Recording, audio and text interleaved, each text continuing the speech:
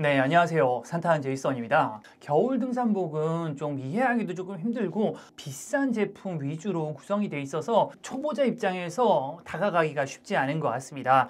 오늘 이 영상은요, 겨울사랭이 처음인 사람을 기준으로 설명을 해드릴 예정이고요. 겨울 등산에서 가장 중요한 점을 알려드릴 텐데요. 꼭 비싼 장비가 아니라고 하더라도 충분히 겨울 등산할 수 있도록 설명해 드리도록 하겠습니다. 물론 저는 광고를 하다 보니까 좋은 제품들 많이 보내주십니다. 저도 요즘 겨울 등산 나가면은 착장을 제가 간단히 좀 계산해 보니까 보통 한 200만 원 넘더라고요. 네, 그만큼 저도 비싼 겨울 장비를 쓰긴 하지만 이런 비싼 겨울 장비들이 필수는 아니고요. 저도 4년 전에 등산 유튜버 처음 시작했을 때는 이런 비싼 장비들이 아니라 정말 저렴한 장비들로도 정말 멋진 설경들을 많이 받고 그리고 극동계까지도 충분히 커버가 가능했습니다. 오늘 말씀드리는 내용을 먼저 간략하게 요약해서 설명을 해드리면요.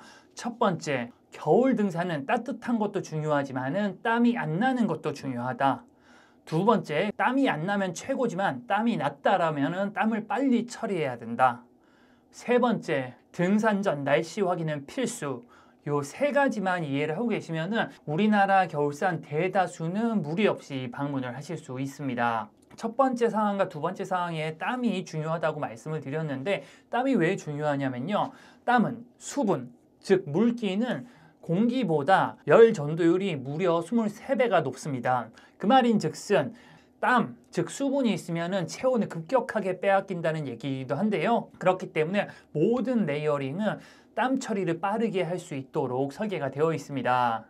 요즘이야 다들 레이어링 얘기를 하지만 5, 6년 전만 해도 레이어링에 대해서 이야기하시는 분들은 거의 없었고요. 제가 등산을 처음 시작한 10년 전에는 레이어링이란 단어가 굉장히 생소한 단어였습니다. 그런데도 대부분의 등산객분들이 별다른 레이어링에 대한 개념 없이도 겨울산을 잘 다녔는데요. 사실 그 당시만 해도 겨울철 산행 가장 중요한 명언은 부지런히 입고 벗는 것이 가장 중요하다고 했고요. 두 번째로 땀이 날 것 같을 때 미리 옷을 벗고 추워질 것 같을 때 미리 옷을 벗으라는 말입니다. 이 말은 즉슨 그만큼 겨울 등산은 체온 조절이 중요하고 체온 조절을 위해서 옷을 부지런히 입고 벗어야 되고요. 땀이 이미 났다거나 혹은 이미 추워진 이후에 옷을 벗거나 입는 것은 늦다는 소리이기도 합니다. 간단하게 말씀드리면은 다들 차에서 내려서 이제 등산을 시작하면 처음엔 좀 춥지만 조금만 움직이다 보면 몸에서 열이 나기 시작하잖아요. 그럴 때 이렇게 옷을 하나씩 벗으면서 춥지 않은 선에서 땀이 나지 않도록 옷을 하나씩 벗고 그리고 이제 정상이나 능선에 올라서 몸에서 나는 열이 좀 줄어들고 바람이 불면서 좀 추워질 것 같다. 그럴 때는 미리 옷을 입으라는 이야기로 생각을 하시면 될 것 같습니다. 네, 이 원칙만 아시면은 겨울산의 대부분을 무리 없이 다닐 수 있는데요. 그렇다면 레이어링이 필요한 이유는 무엇일까요? 아무리 이런 원칙을 알고 지키려고 부지런히 옷을 입고 벗는다고 하더라도 땀이 나는 분들이 있습니다. 대표적인 예가 저인데요. 저는 상체에는 땀이 너무 많아서 티셔츠 하나만 입고 등산을 해도 머리카락이 다 젖을 정도로 땀이 많이 나는 사람입니다. 이렇게 땀이 났을 때는 난 땀을 피부로부터 빠르게 격리해서 밖으로 빠르게 배출하는 것이 중요한데요. 이럴 때 레이어링의 원리를 이해하고 있어야 합니다. 레이어링의 원리를 정확히 이해를 못하고 하면 비싸고 좋은 장비를 산다고 하더라도 전혀 활용을 할 수가 없는데요. 그렇다면 레이어링에서 가장 중요한 거는 가장 안에 입는 옷, 베이스 레이어라고 하죠. 베이스 레이어가 가장 중요한데요. 베이스 레이어의 역할은 몸에서 난 땀을 빠르게 흡수해서 외부로 내보내는 역할을 합니다. 겨울 등산복 찾아보다 보면 가장 많이 하는 말들이 면티 입지 말라는 말인데 면은 땀을 빠르게 흡수는 하는데 마르는데 한 세월입니다. 그러다 보니까 이 수분이 계속 피부에 닿아 있어서 지속적으로 체온을 뺏기게 되고요. 그러다 보면은 겨울 산행이 위험해질 수 있습니다. 그렇기 때문에 겨울철 산행에는 기능성 티셔츠들을 입으라고 하는 건데요. 이러한 기능성 티셔츠들은 일반 면티보다 땀이 빠르게 마르게끔 설계가 되어 있어서 체온을 뺏기는 시간을 줄일 수 있습니다. 그 외에도 겨울철 베이스 레이어로 가장 추천하는 것이 브린젤을 비롯한 폴리프로필렌으로 된 망사형 베이스 레이어들인데요. 이 베이스 레이어들의 특징은 뭐냐면은 천 자체가 소수성, 친수성의 반대말이죠. 물과 친하지 않습니다. 그래서 물이 있으면은 빨리 바깥으로 내보내요. 그래서 몸과 그 수분을 격리시켜서 체온을 뺏기지 않게끔 하는 건데요. 개인적으로 겨울 등산복에 투자할 생각이 있으시다라고 하면은 이런 폴리프로필렌으로 된 베이스 레이어 하나쯤은 장만하시는 걸 추천드립니다. 저도 브린제밖에 안 써봤지만은 뭐 스발라라든지 뭐 밀레에서도 제품이 나온 것 같고요. 그리고 자전거 타시는 분들이 이용하시는 제품들도 있는 것 같은데 이런 것들은 뭐 저도 안 써봤지만 아마 비슷한 역할을 할 거라고 생각을 하고요. 반팔티 기준으로 한 5만 원 정도 하는 것 같습니다. 이 5만 원 투자만으로 진짜 100만 원에 가까운 뭐 고어텍스 프로를 사용한 하드쉘보다 훨씬 더 자주 사용하게 되고요. 훨씬 더 효용성이 좋으니까 혹시 겨울 등산복에 투자를 조금이라도 하실 생각이 있으신 분들은 이런 폴리프로필로 된 망사 베이스 레이어를 하나쯤 사두시는 걸 추천을 드리고요.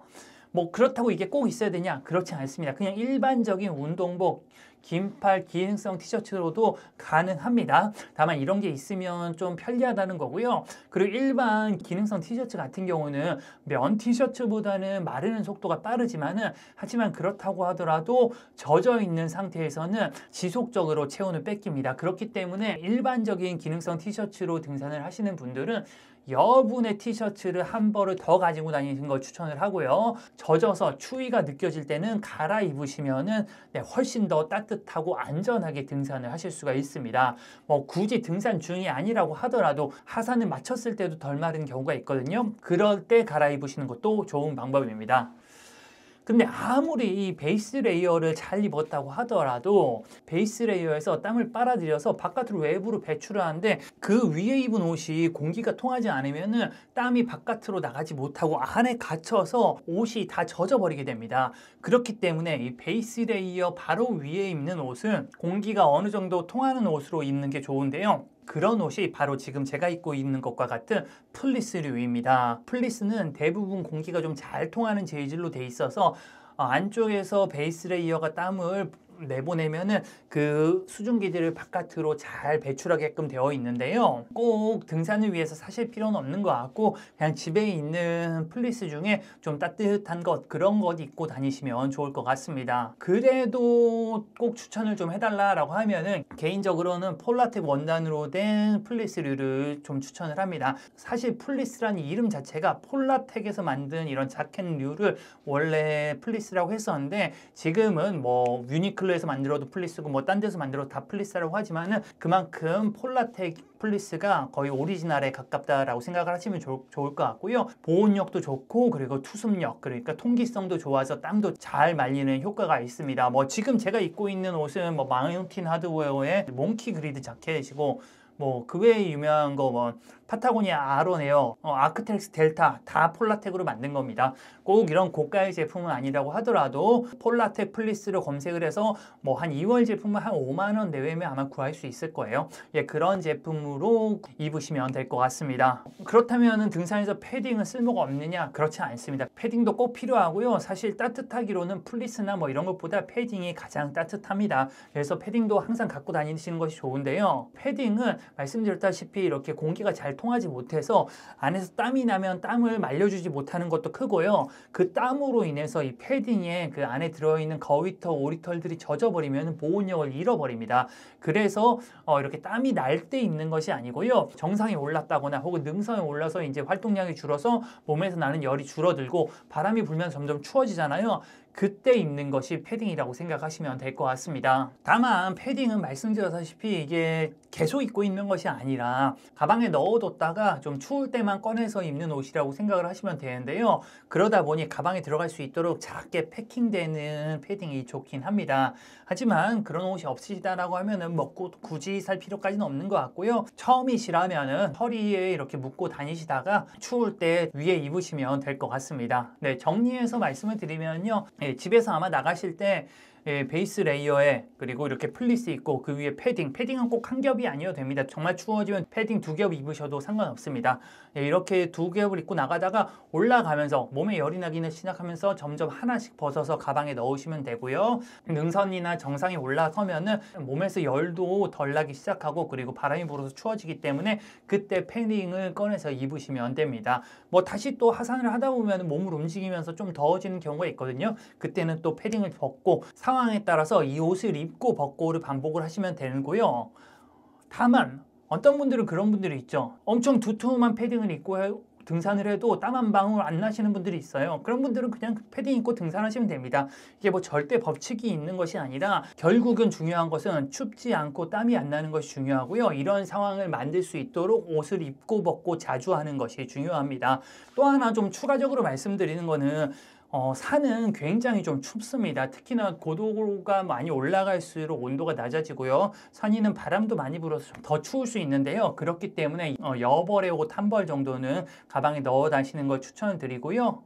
그리고 멈추면은 움직임이 적어지면 몸에서 열이 안 나서 더 춥기 때문에 식사는 좀 안 하시는 걸 좀 추천을 합니다. 식사를 하실 때는 뭐 초코바라든지 이런 간단한 행동식 위주로 드시고 꼭 식사를 해야겠다 하시는 분들은 좀 따뜻한 물이나 이런 보온병을 가져가서 스프라든지 컵라면이라든지 이렇게 좀 따뜻한 걸 먹어서 체온을 올릴 수 있는 이런 음식들로 준비해 가시는 걸 추천을 드리고요. 이마저도 좀 산 정상이 아니라 좀 따뜻한 곳으로 내려와서 드시는 걸 추천드립니다. 여기까지가 제가 초보자분들에게 추천하는 옷인데 많은 분들이 좀 의아해 하실 수 있습니다. 레이어링 시스템을 보면 뭐 프로텍션 레이어라든지 뭐 아우터 레이어 뭐 거의 같은 말이죠. 뭐 그리고 하드 쉘이든지 뭐 소프트 쉘 이런 것은 없어도 되나요? 라고 말씀을 하시는데 네, 없어도 됩니다. 초보자들에게 저는 소프트 쉘이나 하드 쉘이 꼭 필요하다고 생각을 하지 않고요. 하드 쉘과 소프트 쉘 이런 아우터 레이어는 눈이나 비 그리고 바람으로부터 우리를 보호해주는 역할을 하는데요.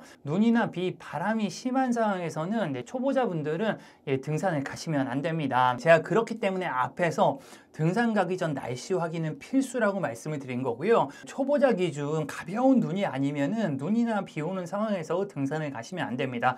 오히려 큰일을 날 수 있기 때문에 미리미리 날씨를 확인하시고 눈이나 비가 예보되어 있는 상황에서는 등산을 안 가시는 걸 추천을 드리고요. 이런 하드 쉘이나 또 소프트 쉘이 소백산, 뭐 설악산, 선자령처럼 이렇게 바람이 많이 부는 산에서는 꼭 필요하긴 하거든요. 하지만 이런 산은 저 개인적으로는 이제 초심자분들은 좀 어느 정도 경험이 쌓이기 전까지는 안 가시는 걸 추천드립니다. 올해가 겨울산이 처음인데 무작정 소백산이나 설악산 가는 거는 정말 좀 위험할 수 있고 겨울산도 이렇게 한두 번 다녀보고 아 나는 요 정도 날씨까지는 괜찮구나, 요 정도 바람까지는 내가 괜찮구나 이런 경험이 좀 쌓이고 그에 맞는 적절한 장비를 갖춘 후에 가는 것이 좋지 무작정 소백산이 겨울이 좋다던데 역시 산은 설악산이지 이러고 서울산 가버리면은 정말 큰 사고로 좀 이어질 수 있는데요. 그냥 바람 기준으로 좀 말씀을 드리면은 보통 등산을 가실 때는 날씨를 기상청 산악 날씨를 확인을 하셔야 합니다. 기상청 산악 날씨는 바람이 초속으로 표시되는데요. 바람이 초속 4m 정도 되면은 등산하기가 힘들어지고요. 초속 5m 정도부터는 적절한 장비가 없으면 정신을 차릴 수가 없을 정도입니다. 바람이 초속 6m가 되면은 제대로 걸을 수 없는 상황이고요. 소백산이나 설악산은 이런 진짜 초속 5m, 초속 6m 정도의 진짜 강풍이 예사로 불어오는 곳들이기 때문에 저는 안 가시는 걸 좀 추천을 드리고요. 보통은 초속 3m 이하의 바람이 예보되는 날에만 좀 등산을 가시는 걸 추천드리고요. 요 정도 바람은 패딩으로도 충분히 막을 수 있어서 개인적으로는 뭐 등산 처음 시작할 때도 뭐 소프트 쉘이나 하드 쉘처럼 이런 프로텍션 레이어, 아우터 레이어까지 모두 다 구비하지 않아도 괜찮다고 이해를 하시면 좋을 것 같습니다. 뭐 그 외에도 제가 이게 바람만 말씀을 드렸는데 온도로 좀 말씀을 드리면요. 실제 온도보다 체감 온도가 더 중요합니다. 바람까지 고려해서 체감 온도가 더 중요한데 제가 위에 알려드린 세팅법으로 다니시면 체질에 따라서 좀 다르겠지만 체감온도 한 영하 15도 정도까지는 아마 다니실 수 있을 것 같습니다. 보통 극동계라고 표현을 하면은 체감온도 영하 20도 이하를 보통 말하거든요. 체감온도가 영하 한 15도 이하다. 그리고 바람이 초속 4m 이상으로 분다. 이런 날씨에는 초심자분들께서는 등산을 안 가시는 것을 추천드립니다. 여기까지가 뭐 오늘 거의 설명해 드리는 내용의 전부인데요. 사실 상의만 말씀드렸고 바지는 말씀을 안 드렸는데 하체는 땀이 많이 안 나는 경우가 많아서 상체와 달리 레이어링이 그렇게 세분화되어 있지는 않습니다. 개인적으로 좀 추천을 드리자면은 안에 기모가 달리고 좀 두툼한 등산복에 안에 레깅스 하나 정도 입으면은 우리나라 대부분의 상황에서 크게 무리는 없습니다. 근데 자신이 뭐 추위도 좀 많이 타고 그리고 하체에도 좀 땀이 많아서 걱정이 된다 그러시는 분들은 하이 브린즈 같은 거 레이어링 해서 다니시면은 우리나라 대부분 겨울산에서 크게 무리 없이 다니실 수 있을 것 같습니다. 하지만 뭐 상의처럼 바지도 극한의 상황으로 가면은 하드쉘과 같은 완전 방풍 기능이 필요합니다. 그리고 뭐 크링2라든지 뭐 마켓 프로라든지 뭐 아니면은 WB400이라든지 뭐 게레라든지 이런 바지들이 다들 완전 방풍이 포함되어 있는 바지들인데 사실 초심자 입장에서는 그런 극한 상황에는 등산을 안 가시는 게 오히려 맞는 것 같고 조금씩 경험해 가시면서 자신에게 맞는 장비를 좀 찾아가시는 걸 좀 추천드리고요. 겨울 장비라는 게 좀 체질이 좀 많이 다르기 때문에 자신에게 맞는 장비를 찾는 게 좀 시간이 걸립니다. 저는 최소한 한 해 정도는 걸리는 것 같아요. 여러분들도 만약 올 겨울이 첫 겨울 등산이라고 하면은 조금 너무 욕심내지 마시고 자신에게 맞는 겨울 장비를 이렇게 하나씩 찾아가는 과정이라고 생각하시면 될 것 같고요. 좀 비교적 안전한 것부터 겨울산을 즐기시는 걸 추천드립니다. 그리고 개인적으로는 겨울 레이어링보다 훨씬 더 중요한 게 장갑과 양말 그리고 등산화입니다. 겨울산 등산하다 보면요 몸이 추워서 고생하는 경우보다 손끝 발끝이 추워서 고생하는 경우가 훨씬 더 많습니다. 그래서 장갑이나 뭐 양말을 조금 더 신경을 써야 되는데 그런 것들은 제가 다음 영상에서 설명해 드릴 수 있도록 하겠습니다. 오늘 제가 준비한 영상은 여기까지고요. 겨울 등산복이 좀 레이어링 시스템이 이해하기도 좀 힘들고 커뮤니티에서 너무 비싼 옷들 위주로 설명이 되는 것 같아서 초보자 여러분들을 위한 영상을 좀 만들어 봤고요. 이 정도 기본만 알고 다니시면 누구나 다 안전하게 다니실 수 있으니까 모두 잘 준비하셔서 즐거운 겨울산행 되시기 바라겠습니다. 전 산타는 제이슨이었습니다. 감사합니다.